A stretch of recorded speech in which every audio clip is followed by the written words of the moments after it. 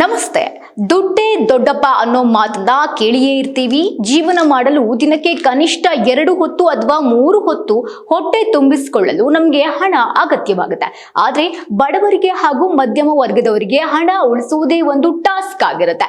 ತಿಂಗಳ ಅಂತ್ಯದವರೆಗೆ ಹಣವಿಲ್ಲದೆ ಹಲವು ನೌಕರರು ಸಂಬಳಕ್ಕಾಗಿ ಕಾಯ್ತಾ ಇರ್ತಾರೆ. ಈ ರೀತಿಯಾದ್ರೆ ಭವಿಷ್ಯಕ್ಕೆ ಹಣ ಉಳಿಸೋದು ಹೇಗೆ ಅಲ್ವಾ? ಜಸ್ಟ್ ಈ ಟಿಪ್ಸ್ ಫಾಲೋ ಮಾಡಿದ್ರೆ ನಿಮ್ಮ ಹಣವನ್ನ ನೀವು ಉಳಿಸಬಹುದು. ಎಸ್, ನಿಮ್ಮ ಖರ್ಚು ವೆಚ್ಚಗಳನ್ನ ಬರ್ದಿಡೋದು, ಉಳಿತಾಯಕ್ಕಾಗಿ ಬಜೆಟ್, ನಿಮ್ಮ ಖರ್ಚನ್ನ ಕಡಿತಗೊಳಿಸುವ ಮಾರ್ಗಗಳನ್ನ ಹುಡುಕಿಕೊಳ್ಳೋದು, ಅಷ್ಟೇ ಅಲ್ಲದೆ ಉಳಿತಾಯ ಗುರಿಗಳನ್ನ ಸೆಟ್ ಮಾಡಿಕೊಳ್ಳೋದು, ನಿಮ್ಮ ಆದ್ಯತೆಗಳನ್ನ ನಿರ್ಧರಿಸಿ ಸರಿಯಾದ ಸಾಧನಗಳನ್ನ ಆಯ್ಕೆ ಮಾಡಿಕೊಳ್ಳೋದು, ಉಳಿತಾಯವನ್ನ ಸ್ವಯಂ ಚಾಲಿತವಾಗಿ ಮಾಡೋದು, ಅಷ್ಟೇ ಅಲ್ಲದೆ ನಿಮ್ಮ ಉಳಿತಾಯ ಹೆಚ್ಚಾಗುವುದನ್ನ ನೋಡಿ ಈ ಟಿಪ್ಸ್ ಫಾಲೋ ಮಾಡಿ ನಿಮ್ಮ ಉಳಿತಾಯ ಹೆಚ್ಚಾಗೋದಲ್ಲದೆ ಡಬಲ್ ಕೂಡ ಆಗೋದನ್ನ ನೀವು ನೋಟಿಸ್ ಮಾಡ್ತೀರಾ. ನಮಸ್ತೆ.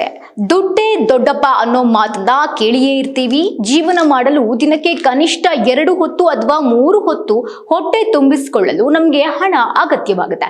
ಆದ್ರೆ ಬಡವರಿಗೆ ಹಾಗೂ ಮಧ್ಯಮ ವರ್ಗದವರಿಗೆ ಹಣ ಉಳಿಸುವುದೇ ಒಂದು ಟಾಸ್ಕ್ ಆಗಿರುತ್ತೆ. ತಿಂಗಳ ಅಂತ್ಯದವರೆಗೆ ಹಣವಿಲ್ಲದೆ ಹಲವು ನೌಕರರು ಸಂಬಳಕ್ಕಾಗಿ ಕಾಯ್ತಾ ಇರ್ತಾರೆ. ಈ ರೀತಿಯಾದ್ರೆ ಭವಿಷ್ಯಕ್ಕೆ ಹಣ ಉಳಿಸೋದು ಹೇಗೆ ಅಲ್ವಾ? ಜಸ್ಟ್ ಈ ಟಿಪ್ಸ್ ಫಾಲೋ ಮಾಡಿದ್ರೆ ನಿಮ್ಮ ಹಣವನ್ನ ನೀವು ಉಳಿಸಬಹುದು.